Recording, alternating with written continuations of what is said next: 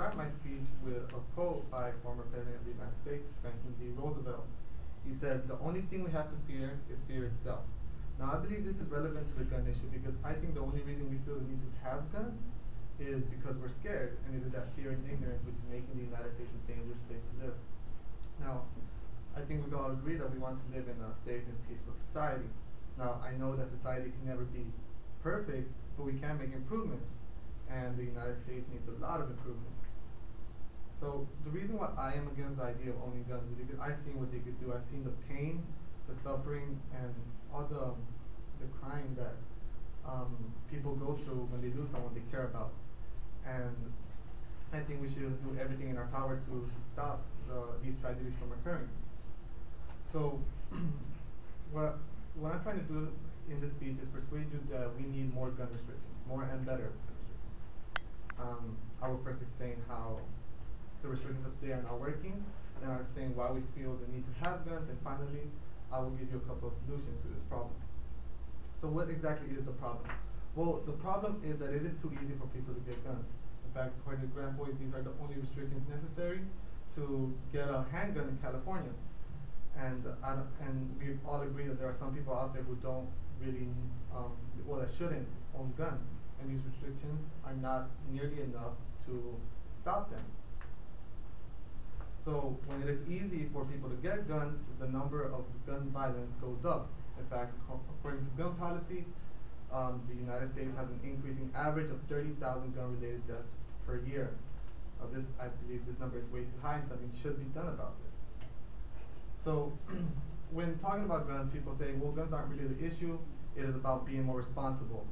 And does the saying, guns don't kill people, people kill people. And even though this saying is technically true, guns make it so much easier for people to kill. In fact, I'm going to give you an example. There's an article by Patrick Johnson called "In the Idaho Tragedy, Does It Matter That the Mother Took Precautions?" In that article, he goes into detail about a tragedy that happened in Idaho where a 2-year-old got a hold of a gun and shot and killed his own mom. Now, I don't think any of us could say that it was the 2-year-old's purpose to kill someone, or that if the gun wasn't there, that the mom would still be dead.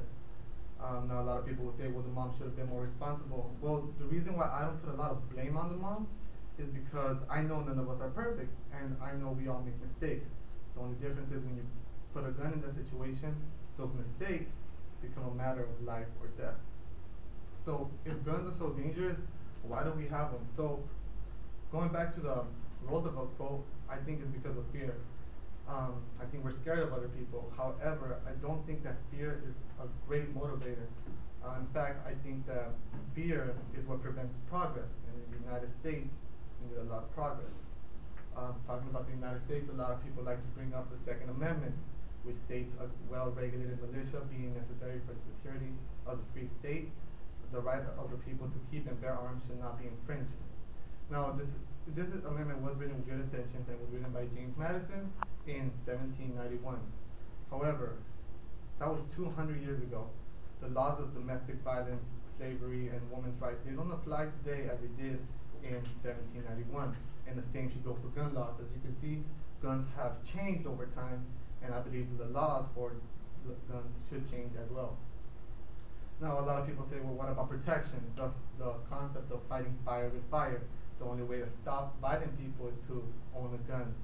Well, I understand this concept, but I think this kind of makes us hypocrites. I mean, if you think about it for a second, we're trying to solve the issue of violence by becoming dangerous ourselves, and it just doesn't make sense to me. I think there's way better solutions, and one of those solutions is more restrictions. This is the solution I'm trying to push for.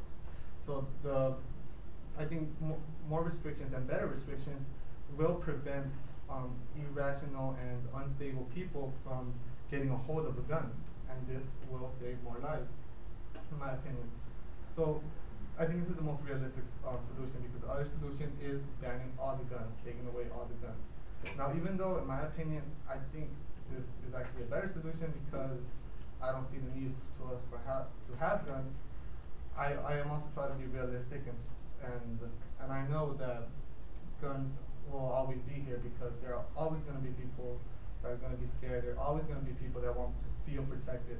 And that's why I don't think banning guns is a realistic solution. But who knows, maybe people will surprise me.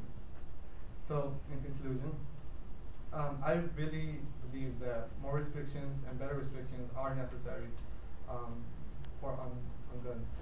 And I first told you why the restrictions of today are not working. I then explained why we feel the need to have guns, and finally I gave you a couple of solutions. So I'm going to end my speech by reminding all of you of some of the people who believed in nonviolence and changed our way of living without using any guns or any type of violence.